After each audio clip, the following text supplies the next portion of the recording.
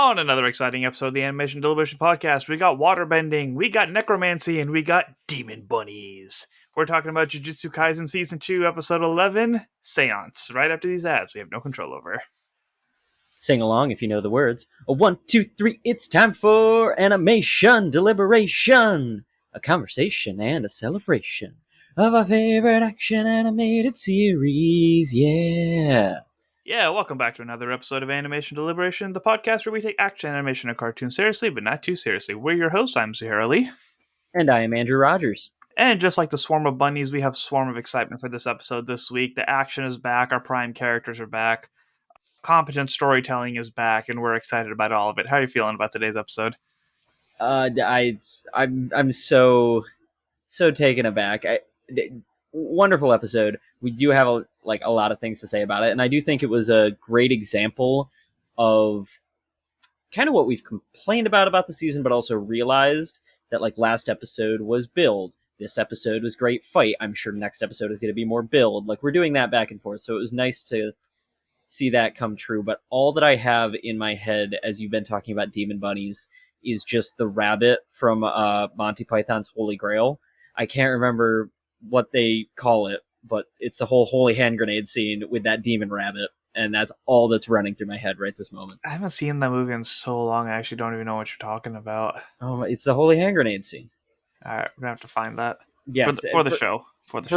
Obviously for the show. For any of you out there who don't know what I'm talking about, one of the most tremendous pieces of comedy to ever come out of Britain. Just throw it up on the Instagram later. Yeah, so just that scene with the... Put it up on the story. Perfection. Did you see what I posted up today that had me chuckling this morning? I put on our story, someone took the fight scene with Gojo and Geto from the first part of the season where they're jumping through the building and falling through the sky fighting the ninjas and stuff. They put that and overlaid it with It's Raining Men. And it fits so perfectly well to see them flying through the air to that song. As Zuhair's about to get his copyright struck while he watches it live on the air. We get 30 seconds. That was 3. Oh, 30 seconds. Ooh, we can use that at some point. I thought it was 10 seconds. I'm sure it is now. The last I heard it was 30 seconds, and that was a while ago, so I just kind of stuck with it. But I haven't gotten sued yet, so yay me. We like not getting sued. Not getting sued is a very important part of our show structure, in case you were wondering, listener. We also like staying hydrated, and one of the best ways to do that is with Liquid IV. 1 stick of Liquid IV and 16 ounces of water hydrates you 2 times faster and more efficiently than water alone. The result of an extensive R&D process to perfect the flavor and efficacy, Liquid IV combines science-backed zero-sugar technology with the brand's commitment to delicious real flavor. No artificial sweeteners and zero sugar with the proprietary amino acid allulose blend for a sweet taste without the calories or raised blood glucose levels you get from sugar. Contains 8 vitamins and nutrients for everyday wellness with 3 times the electrolytes of leading sports drinks. Good lord, that is still a tongue twister to this day. I love that you have maintained that you want to read that part, because it is a tongue twister, but to simplify it down, it's talking about how healthy that you are going to be, listener, and you want those amino acids and those electrolytes right now, because let me tell you, flu season is back. I have a friend who got double vaxxed, and they are dying right now from getting the COVID booster and the flu. They're just worse for wear. So I told him, drink some Liquid IV, get those electrolytes in you. You're going to want to prep for it. And also just, make sure you don't get sick. But if you do, you got that vitamin C, you got those boosters. We don't want you feeling bad. And I don't think Liquid IV wants you feeling bad either. So I feel like this is a great way to stay healthy. Knock on wood, both myself and Zuhair have managed to stay healthy. We're going to just attribute it to Liquid IV. Hopefully that is part of our secret sauce at this point. And like I said, good for you, but also, as always, good for the world and good for the environment. Liquid IV is non-GMO and free from gluten, dairy, and soy. And Liquid IV believes that equitable access to clean and abundant water is the foundation of a healthier world. They partner with leading organizations to fund and foster innovative solutions that help communities protect both their water and their futures. To date, Liquid IV has donated over 39 million servings in 50-plus countries around the world. Yeah, and to stack on top of all the pros that you're giving, they taste great. Especially the citrus immune booster one. That one is my favorite. I love it, especially this time of year, being around people. You do not want to get sick. So, you can get 20% off when you grab your Liquid IV, Hydration Multiply, Sugar Free, or any other variant at liquidiv.com and use code STAYWELMED at checkout. That's 20% off anything you order when you shop Better Hydration today using promo code STAYWELMED at liquidiv.com. And as always, thank you for supporting the brands that support animation deliberation. Uh, Woohoo! And without further ado, let's get into this episode because it was a lot to handle. And, I handled it with my Liquid IV, but I feel like we have a lot to talk about. So I just want to kind of dive in, go through the synopsis so we can hit all of it. yeah, talk about a word I struggled to say. I read that like 20 times. Like, is it seance? Is it seance? I think seance is a word. We'll go with seance. And I They am said it in going to... Japanese, so I had no idea how to pronounce it when I listened to it in the episode. Okay, hang on. I'm going to pause here. I know I would want to get into this. Do you not know what a seance is? It's like one of those words that I've heard, but if you tell me to define it, I have no idea. So, like, think of the scene in every sort of spooky movie where they're holding hands around a table and they're being like, oh, spirits from beyond, come and communicate with us. That's a seance. That's the general, okay. like, Western representation of what a seance is, but it's usually some sort of Gotcha. communing with spirits that actually happens. If we could flash in the more you know rainbow above my head, that'd be great, because I feel like that was a pretty good definition. I mean, until it's on someone your calls headband. me out. I do have the rainbow on my headband. Yeah, I could be very wrong, but I'm like 99% sure. I mean, that that's 1% fitting is with going the to come scene back. that they use that word in, so. Yes, there you go. That's a very perfect thing. And that scene went something like this. Yuji, Megumi, and Ino investigate the barrier preventing sorcerers from entering, and due to its strength, deduce that the veils are being protected somewhere out in the open, which turns out to be Shibuya Central Tower. They confront the 3 curse users at the top of the tower and destroy one of the veils. Yuji and Megumi fight the user in possession of the remaining veils, while Ino fights the other 2 users. The curse users lament how the balance of the world changed when Gojo was born, as fear of his incredible strength prevented them from being able to do whatever they wanted. Ino uses his curse technique to fight the 2 curse users, a grandmother and her grandson. The grandson protects his grandmother as she completes a seance, transforming the grandson into Toji Zenin. With Toji's strength, the grandson is able to brutally defeat Ino. Meanwhile, Yuji and Megumi fight the other curse user, who is seemingly able to repel all of their attacks. Using his 10 shadows, Megumi is able to figure out his curse technique is inverse, letting him reverse the strength of powerful attacks. Yuji and Megumi trip him up by throwing a barrage of weak and strong attacks at him, eventually defeating him. There were so many moments that happened in this episode, but man, was it dope where it's like he came in with the curse energy loaded up on his fist, ready to go in for that hit, and then just drop down. Just destroys his face. That was so good. I wanted so badly for that to be the forehead flick. When he was like, oh, can we just defeat him with a flick to the forehead? That's what I wanted it to be. It was just the world's strongest, like, a Deku flick, pretty much at that point. Like, just give it to us. But for no, a that second, was the way that they did the non-linear, I thought that the bunnies had him in a genjutsu and that Megumi was like going through scenarios before like coming up with one. I didn't realize they went back, so it's just like, wait, what is happening right now? Those are some bad bunnies. Oh, boo. That was actually a really good example. They had a couple moments where it was just artist animation, chef's kiss, so good direction. That one specifically, where they did that non-linear bit of storytelling, and even if you didn't immediately pick up on, oh, this is happening before, they had the kind of haziness, almost like you smear Vaseline on the lens kind of thing, when they did the back in time flashback of, hey, I figured out what his... Yeah, it was a little bit hazier around the edges. If you took a look, it immediately, my mind knew something was wrong and I didn't quite pick it up. And then it took me like a couple seconds to figure out, oh, this is before. This is him saying we know what the technique is. So I feel like that was a moment, at least I picked up on.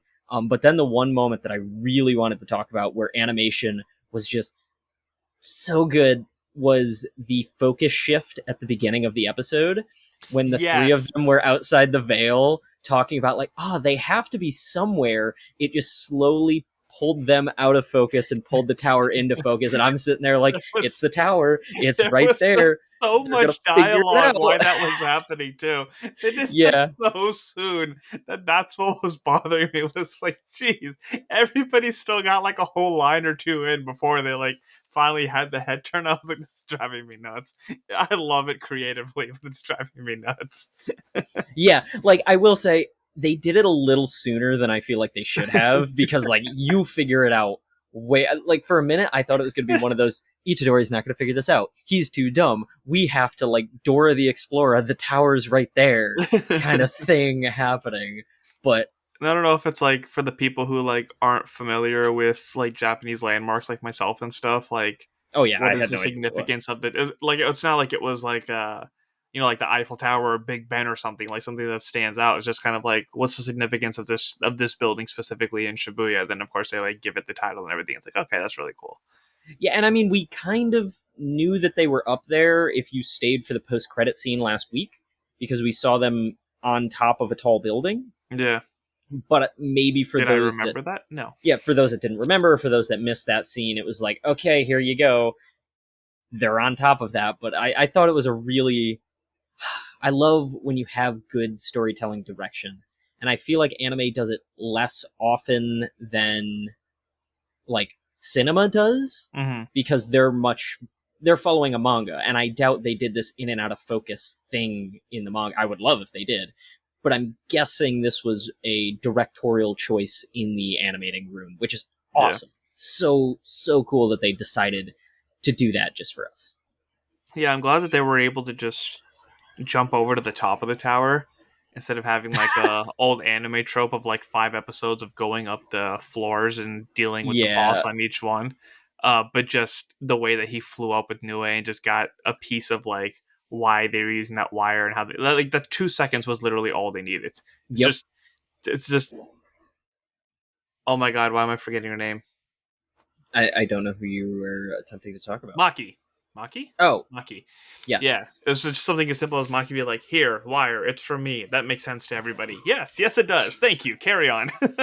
This episode was clean when it Yes. came to explanations. In like, especially you have Was that that so much scene. to ask?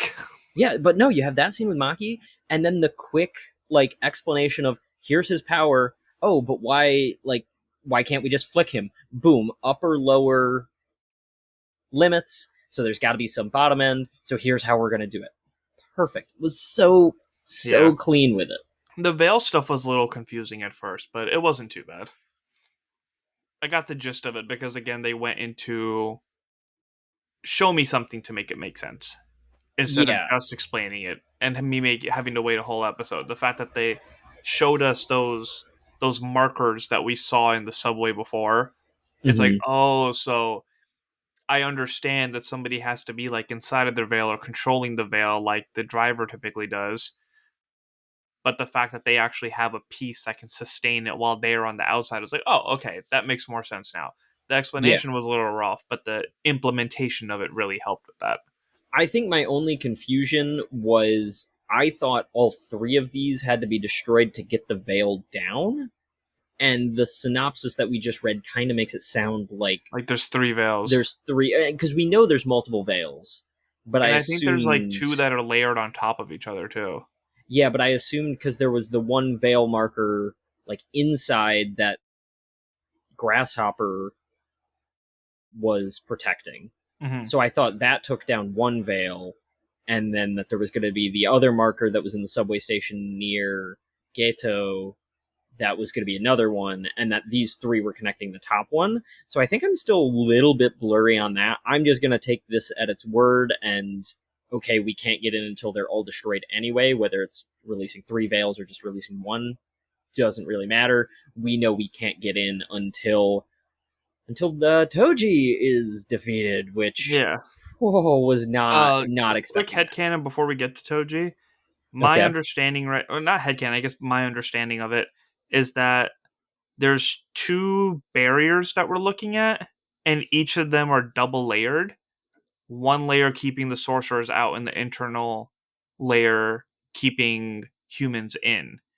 I think that was the explanation that they gave in an earlier episode. So I could see there being like two bubbles that are two layered veils. So if we've seen four pieces that are keeping them up, I think that all that tracks. Yeah, I'm okay with that, and I'm okay with it being multi-layered. I just think once again, this is another weird. We're not getting all the pieces. They Yeah. could have slightly told this better, But it didn't but slow down the story, which is a no, good no, part. it didn't, and I think that's the biggest thing to take away. Like, even if I'm a little bit confused, we're clear that we have to take out the other thumbtacks before we can Mm-hmm. keep moving. So that's it. I don't need the as much as I want the full explanation as a person who I am. I think from a storytelling perspective, it's Yeah. fine because it's such a minute part. It's really a MacGuffin of why we're fighting at all right this moment is just Yeah. to get the thumbtacks. So Yeah, that's we still have like what 12 episodes to go. yeah, we have so much left, and I was equally as concerned as you were that we were going to get a like fight through the tower episode this week to kind of Mm-hmm. fill the Yeah, time of please like, don't. okay, well now they got to get up there, and I'm just like, come on, man, you're talking like Itadori can't pull a Superman and leap a building in a single bound here, Yeah. but All right. Continue with your Toji hype. oh my god, Toji, I was that was my biggest oh my gosh moment of the I was episode. not It was ready for that. no, because I was like, oh, he's going to turn into some sort of weird demon beast. I assumed it was another one of the things that they stole from Jujutsu High or something along those lines. Like, that's what it was going to be. Mm-hmm. Kind of how, like, Choso turned into, like, the blood user that we've seen. It was going to be something along those lines. And just to see, like, hear her say Toji, I was like, no, it can't be. And then see half of his face imbued on that guy was just, oh. And it's Zen like, Toji. I was like, if oh. this moment is the entire reason that we got the original 5 episodes, I'm Yeah. sold. Maybe there's more reason that we got those 5 episodes, but if it's literally just for now we have to fight Toji again in the present, Yeah. I'm here for it. Because also, it was the most brutal thing we've seen in a while. Like that blood splatter. I was really digging Ino's character, only to have that happen. But Mm-hmm. also, his son is at the base of this tower, and I don't know how that's going to go down. Yeah. I think about Toji-san or Ino-san. I was like, wait, what? No, Yeah. not Eno. Lots of questions. I mean, you nailed it in terms of like there was a reason we had so much of him in these first 5 episodes. Like Yes. that flashback scene was multifaceted for a reason. It was very foundational building. Like all of that had the intention of being brought back up throughout the series and needing to have that background information. And for us as fans to be able to react the way that we did, I was like, we know what Mm-hmm. he's capable of. Like he damn near killed Gojo, who was one of the we have more emphasis in this episode of how incredibly powerful he is, Yeah. and he's the one that you got to stop to get through the stuff now. Mm-hmm. Crap. Yeah, I think, and it's such a. I don't know about you. This was probably the last way that I thought those first 5 episodes were going to matter. I assumed that was going to be Ghetto backstory. That was going to be how the cult was formed. That was going to be Learning about gosh, his dad in some way. maybe learning about his dad, or even just the reincarnation character that I cannot remember the name of off the top of my head.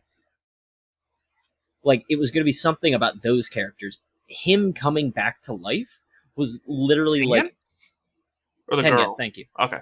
Yeah, Tengen or the girl. Any of those things. Yeah. Toji coming back to life did not make my bingo card. Like, I have lost the game at this point because I just didn't think that was even on the table. So it's so cool to be surprised this hard. I'm so in now with what's going So on. here's where we need next week's elaboration. Is the grandson just borrowing Toji's powers? Like, does he have his face Yes. and identity and issue? Like, so at what It point does that manifest into like Toji being Toji? Yeah, I think there is definitely that question because also you say, does it manifest as his powers? Toji doesn't have powers. Like, that's the whole thing, is he does not have cursed energy. So is it now He has a very little itty bitty bit. a little, but yeah, is it now like that's why Ino got is because he couldn't sense the energy? Like, this guy lost all of his energy, but now does that mean the grandson has the heavenly pact that we still don't really know what that means? or is it just his physical prowess? Like The what? Heavenly Pact is him not being able to use cursed energy in exchange for him being a freaking badass. Right. But like, can that be transferred just via this, I or don't is know, it because this is just where the whole like soul conversation comes into place, right? right? So it's like if you're borrowing But his abilities via cursed energy, I imagine like the Heavenly Pact like comes with it. so I'm gonna guess that you're right on the money with that soul conversation because a seance, as I even said at the top, is communing with a soul or a spirit. So Yeah. perhaps it was the grandmother brought Toji's spirit, and then the grandson's technique is just the ability to harness the spirit. So essentially, it's gonna be more or less Toji back. But she's used it Is before too. We got that in the flashback. oh yeah, I mean we know she's used it before, but the daughter didn't seem to have any power. Yeah, so I think it's just her happening to use her grandson because she doesn't want to do it Yeah, type of thing. but maybe that's the grandson's technique is to like also get the power of another spirit or something along those Oh. lines because he didn't seem to have any sort of technique prior to gaining Toji. There was a there was another character in Naruto who was like seemingly a badass. He had a headband, he had a sword, and like in his one fight scene, he just died. Like he lost, and we were just like, "Wow, we're never gonna learn like more about this person." So the fact when Hino had like literally the exact same getup and then got knocked out the way he did, I was like, "Oh my god, is this another variation of that dude?" Like down to the look and everything. Jeez, his Yeah, waterbending was really cool though. the I really wish I hope he's not dead and that he can come back because I wanted more explanation of that. I looked up what the four auspicious beasts are, and it seems to be there's the azure dragon, vermilion bird, white tiger, and black tortoise, which are representative of the directions and seasons, Directions. northeast, southwest. So it's Sorry, essentially just I'm going back to my Avatar lore with like the first Avatar when he like went to four different animals to learn the four different bendings. I'm wondering if there was like a correlation with that. I'm overthinking. there definitely is some correlation. There's been conversation about this, but the lion turtles are just fully benevolent beings that have all of the bending, so there's that to contend with as well. Because there's not really a mole character in the four that I just mentioned, nor a tiger in Avatar. No, the mole was the Earth. That's Right, where Toph learned. but I'm saying the four auspicious beasts that I mentioned. It was azure dragon, vermilion bird, white tiger, and black tortoise. None of those are a mole. Gotcha. So I'm like the Got dragons connection. though. Also, the water is the moon, so there's that other God, we thing. need to do a Avatar and Korra thing. Oh, Just waiting we're for that new movie to come yeah. out. When that movie happens, I'm like, does not matter what happens. We will Yeah. do something about Avatar because there's so much to talk about. But yeah, there's definitely correlations because there's also correlations between the four nations and four actual nations on Earth in history. So much lore. Regardless, I just wanted to mention because there was mention that he draws his powers from the four auspicious beasts. That's where water was coming from, would Mhm. be the Azure Dragon. And I really wanted to see him bring out all of the powers of these beasts and really go into, can he use all of the elements or what it really looks like, or even pull out some of the fighting techniques named after these animals. I thought it was just Yeah. going to be so cool. And then to just watch him get got was brutal. Yeah, it's like I want to believe that he's alive, but I also know that Toji just has no chill with stuff like that. So we'll see. Yeah, I don't know about believe that he's alive. I hope that he's alive. I don't. Also, like, sorry, I don't know why this popped in my head so randomly. Ino's appreciation for how Ino and Megumin's appreciation for how powerful Itadori is that they compared him to Nanami right off the top too.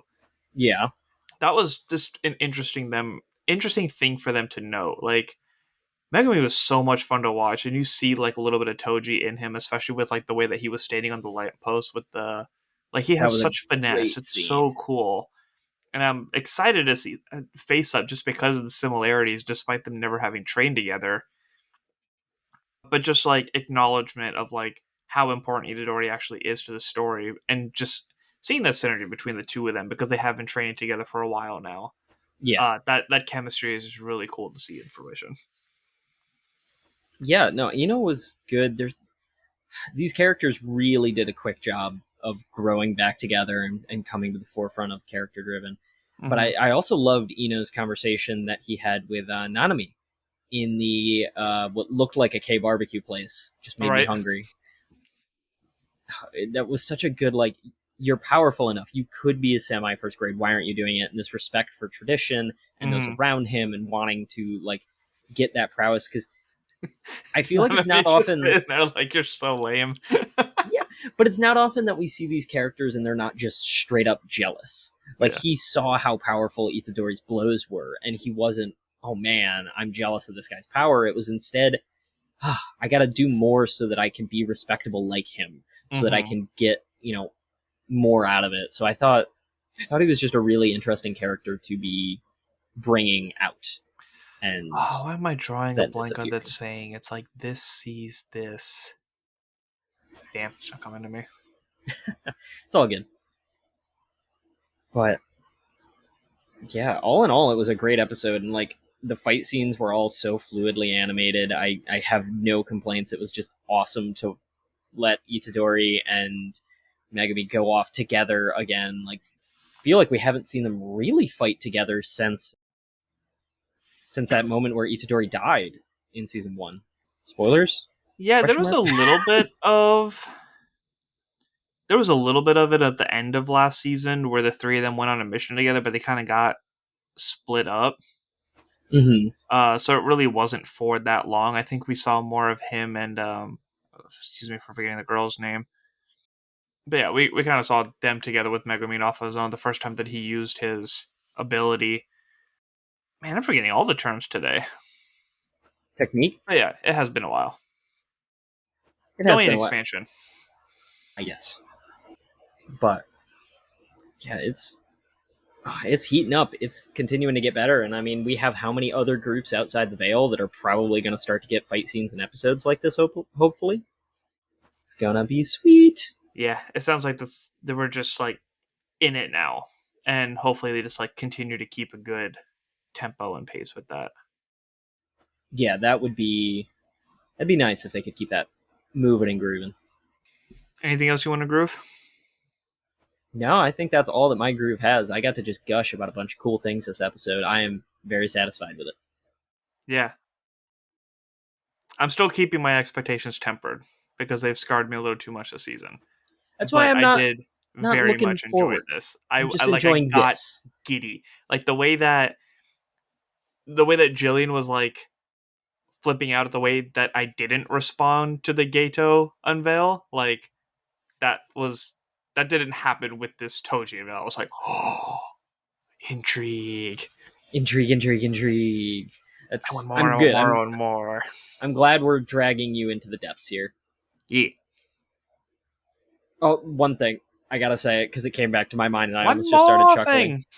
No, I'm just chuckling. The comedy always gets me. Having that super serious moment with Megumi at the start of the episode, and then just that little like teddy bear looking spirit behind him that Itadori just comes up and kicks in the face, and then just But looks at with him like, that little chibi style that they yeah, have, with like the the chibi dot style. Like, eyes and like what are no we doing? shading whatsoever. So good. Can't not call it out because I called out the great animation. I have to call out the fun animation as well. Oh my god, the way that the demon dog was just like crawling up the like upside down like a horror movie. Like it even had the sound effect like I was like, ugh. Demon Dogs were just on some It really is stuff this October. episode. Yes, it is Shibuya, baby. They closed down Shibuya for Boo, yeah, cause ghosts. Boo. boo, indeed, boo, Ah, indeed. Our energy, our energy's something else right now. yeah. I'm gonna go burn that energy on watching Commanders football now. Yes, it is Thursday night football, so we tried to keep it short, and I feel like we still got out everything we wanted to. So I'm proud of us for that. I like our 30-minute episodes for this. Yeah, they're nice. They're They've been tight. between 30, 35. 35-ish seems to be the average. I feel like it works. And if you Yeah. have any thoughts on how well it works, you can feel free to write in, give us any sort of feedback that you like. As always, animation deliberation podcast at gmail.com. We are happy to hear from you there, as well as on all of our social medias that I believe are listed at the end of the episode by Mhm. Zuhair every single week. And what if they don't want to listen to you talk about animation? What if they want to listen to you talk about something like football? Yeah, you can listen to me talk to football on the 323 with Reed Murphy. That's REID, where we do our weekly picks, talk about the big stories, and occasionally have games and top fives that just have me laughing hysterically. Very entertaining show. Please go check it out. Check out anything on strandedpanda.com. Check out Jay Scotty on Multiverse News. And be sure to check us out next week and tune in next time. That's TOONIN. And as always, stay whelmed. And until we pull the pin on the holy hand grenade, muscle, muscle. Thank you for listening to the Animation Deliberation Podcast, a proud member of the Stranded Panda Network. If you would like to contact us, you can email animationdeliberationpodcast@gmail.com or follow us on Twitter @animationdelib1. For this and other great shows, you can visit strandedpanda.com or join the great community that is the Stranded Panda Chat Facebook group at facebook.com/groups/svchat. Tune in next time, and remember, stay whelmed.